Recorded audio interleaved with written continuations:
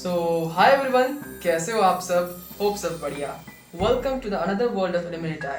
तो यार दोस्तों, आज की जो विषय की चर्चा हम करने वाले हैं वो है the deportation of Indians from US.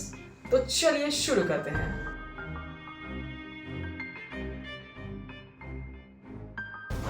तो यार, कब से शुरू हुई थी इंडियंस की डिपोर्टेशन फ्रॉम द यूएस? तो दोस्तों, इंडिया से जो लोग यूएस में रहते थे उनकी डिपोर्टेशन एक लंबे टाइम से हो रही थी। लेकिन अगर बात करें लार्ज स्केल डिपोर्टेशन की, तो ये ट्रेंड ज्यादा बड़ा 2010 में हुआ। इसका reason mainly visa violation, illegal immigration और असाइलम रिजेक्शंस थे। सबसे ज्यादा अटेंशन ये टॉपिक 2017 के आसपास लेने लगा, जब डोनाल्ड ट्रंप का एडमिनिस्ट्रेशन आया था। उन्होंने इमिग्रेशन पॉलिसीज को और टफ बना दिया था।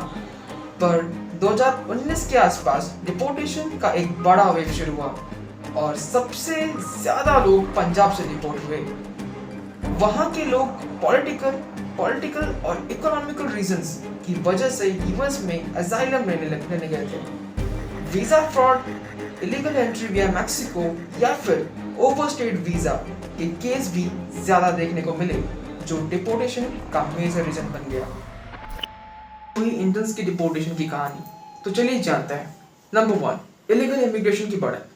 2010 में इंडिया के पंजाब और गुजरात से ज्यादा लोग इलीगल रूट के थ्रू यूएस जाने लगे, खासकर मैक्सिको के रास्ते से। ह्यूमन स्मगलिंग, जैसे डोंकी रूट्स भी कहा जाता है, उन्हें बिना प्रॉपर डॉक्यूमेंटेशन के यूएस भेजे थे। बहुत सारे लोग असाइलम के लिए अप्लाई करते थे, लेकिन कई केस रिजेक्ट हो गए क्योंकि उनके पास स्ट्रॉन्ग प्रूफ नहीं थे। नंबर 2, ट्रंप का क्रैकडाउन। जब ट्रंप प्रेसिडेंट थे तो उन्होंने यूएस का वीजा और असाइलम पॉलिसीज को टाइटन किया था, जो ज्यादा डिपोर्टेशन का रीजन बना। बॉर्डर सिक्योरिटी को भी स्ट्रॉन्ग किया गया, जिससे कि ज्यादा इंडियंस को मैक्सिको यूएस बॉर्डर पे पकड़ा गया। बहुत सारे H-1B वीजा होल्डर को भी डिपोर्टेशन का सामना करना पड़ा अगर उनके पास वीजा रिन्यू नहीं हुआ तो। थर्ड, मास डिपोर्टेशन फ्लाइट्स। 2019 में यूएस ने इंडियन नेशनल्स के लिए चार्टर डिपोर्टेशन फ्लाइट स्टार्ट की। एक फ्लाइट में 150 इंडियंस को डिपोर्ट किया गया था और उसका ट्रेंड अभी भी चल रहा है। फरवरी 2015 में एक ऐसी फ्लाइट में 104 इंडियंस को अमृतसर पंजाब वापस भेजा गया। नंबर 4, इंडियन गवर्नमेंट का रिस्पॉन्स। इंडियन गवर्नमेंट ने डिपोर्टेड सिटीजन्स को एक्सेप्ट किया है और लीगल इमिग्रेशन पर फोकस किया है।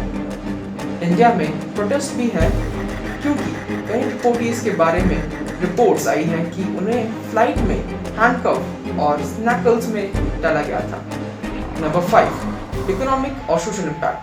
बहुत सारे इंडियंस ने लीगल माइग्रेशन के लिए 30 से 50 लाख तक खर्चा किया था, लेकिन उनका डिपोर्टेशन उन्हें फाइनेंशियल और सोशल लूज देखे गया। दूसरा, असाइलम रिजेक्शन। इंडिया के पंजाब और गुजरात से कई लोग यूएस में पॉलिटिकल या रिलीजियस परसुएशन का रीजन देकर असाइलम अप्लाई करते हैं, लेकिन यूएस इमिग्रेशन अथॉरिटीज के कई बार उन केसेस को रिजेक्ट कर देती हैं अगर आपके पास स्ट्रॉन्ग एविडेंस ना हो तो। Third, immigration rates and crackdown. US में इमिग्रेशन एनफोर्समेंट काफी स्ट्रॉन्ग हो गई है, खासकर ट्रंप की टेन्योर के बाद। डिटेंशन सेंटर्स में इलीगल इमिग्रेशंस को पकड़े रखते हैं और फिर उन्हें रिपोर्ट करते हैं। फोर्थ, ह्यूमन ट्रैफिकिंग और स्मगलिंग। कुछ इंडियन एजेंट्स को 30 से 50 लाख तक पे करते हैं, जो उन्हें इलीगल तरीकों से यूएस भेजते हैं। जब ये पकड़े जाते हैं तो उन्हें रिपोर्ट करते रहता है। Fifth, criminal charges. अगर किसी इंडियन पे fraud, assault, drug related crime या थीफ जैसे ऑफेंसेस का चार्ज लगता है तो उन्हें डिपोर्टेशन फेस करनी पड़ती है। And last, employment violations. कुछ स्टूडेंट अपने स्टूडेंट वीजा के थ्रू एंटर करते हैं, लेकिन अनऑथराइज्ड जॉब्स करते हैं, और कुछ लोग अपने वर्क वीजा को फ्रॉडुलेंटली रिन्यू करवाकर इलीगल काम करते हैं।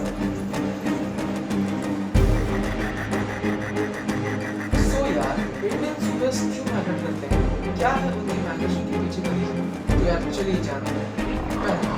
यूएस में सैलरी इंडिया से कहीं ज्यादा होती है, स्पेशली आईटी, मेडिकल और इंजीनियरिंग जैसे फील्ड्स में। दूसरा, यूएस में एमआईटी, हार्वर्ड, स्टैनफोर्ड और many other world class institute हैं जो इंडियन स्टूडेंट्स को अट्रैक्ट करते हैं। Colonial rule and British influence. British rule के टाइम के इंडिया के पास लिमिटेड जॉब अपॉर्चुनिटीज थी, इसीलिए लोगों ने अब्रॉड जाने का सोचा।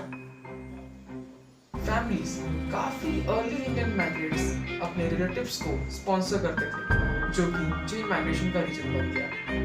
अमेरिका, यूएस एक बेटर लाइफ क्वालिटी, लग्जरी और सक्सेस का सिंबल माना जाता है। टीवी, मूवी शोज और इंटरनेट के थ्रू वेस्टर्न कल्चर का एक्सपोजर यूएस को एक डिजायरेबल डेस्टिनेशन बना देता है।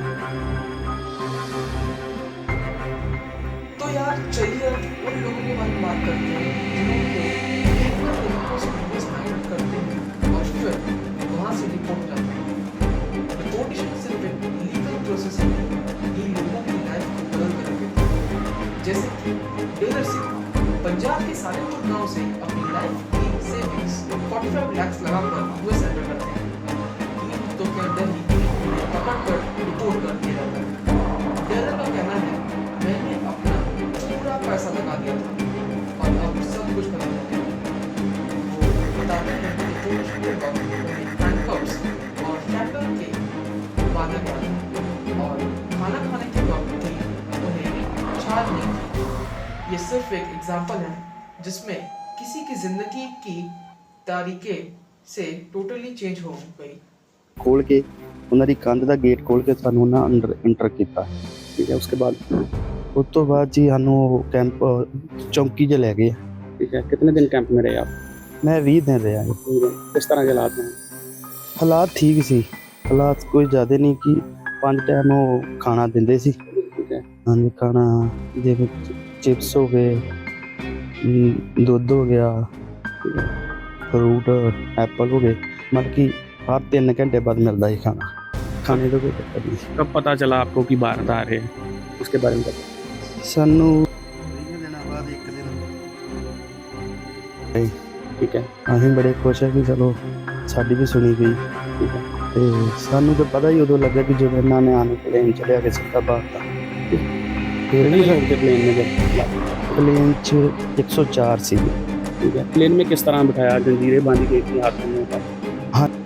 हरविंदर सिंह होशियारपुर से यूएस पहुंचने के लिए देसी रास्ता चुना, बट ब्राजील के बाद मैक्सिको पहुंचकर पूरी जर्नी में उन्होंने लाइफ थ्रेटनिंग सिचुएशन का सामना 64 लाख लगाकर जब वो यूएस बॉर्डर तक पहुंचे, उन्हें भी डिपोर्ट कर दिया गया।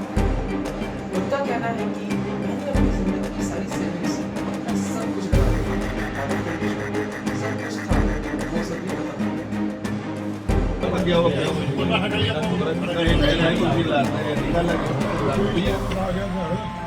रोना का तू प्यास दा यार सारा पिंड तेरे ना आया तू का तू रोना पे रोड़ा ना दस साहब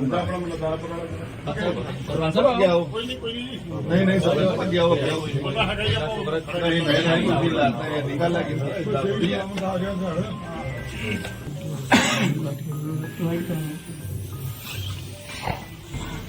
वाइट करा लो, ठीक करा लो।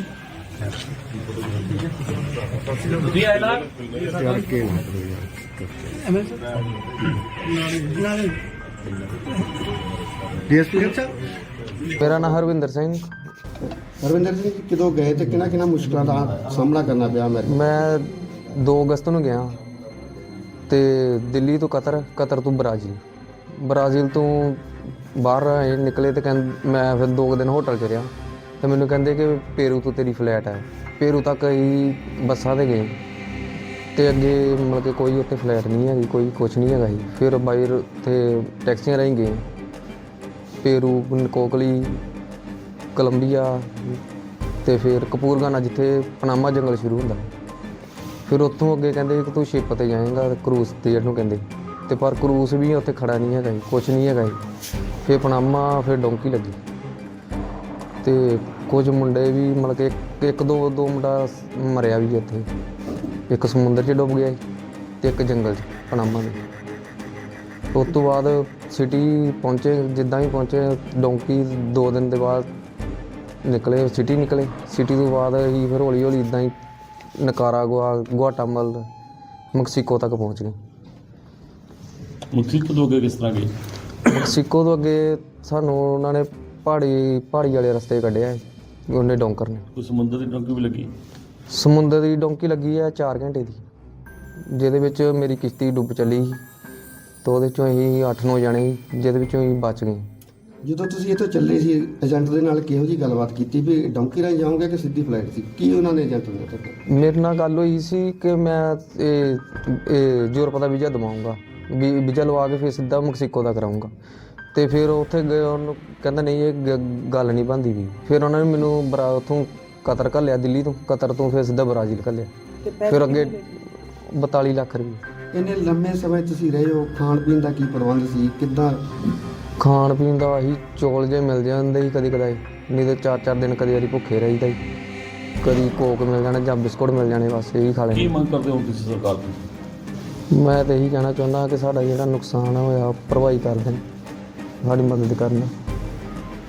ਏਜੰਟਾਂ ਦੇ ਖਿਲਾਫ ਕਿਹੋ ਜਿਹੀ ਕਾਰਵਾਈ ਚਾਹੁੰਦੇ ਹੋ ਤੁਸੀਂ? ਏਜੰਟਾਂ ਦੀ ਕਾਰਵਾਈ ਸਖਤ ਤੋਂ ਸਖਤ ਹੋਣੀ ਚਾਹੀਦੀ ਹੈ ਕਿ ਜਿਹੜਾ ਬੰਦੇ ਨੂੰ 2 ਨੰਬਰ 'ਚ ਨਾ ਪਾਇਆ ਜਾਵੇ। ਜੇ ਪਾਉਣਾ ਹੋਵੇ ਤਾਂ 1 ਨੰਬਰ ਦੇ ਵਿੱਚ ਬੰਦੇ ਨੂੰ ਘੱਲਿਆ ਜਾਵੇ, ਕਿ 2 ਨੰਬਰ ਦੇ ਵਿੱਚ ਨਾ ਘੱਲਿਆ ਜਾਵੇ, ਕਿ ਜਿਹੜੀ ਮਤਲਬ ਕਿਸੇ ਦੀ ਜ਼ਿੰਦਗੀ ਨਾਲ ਖਿਲਵਾੜ ਨਾ ਹੋਏ।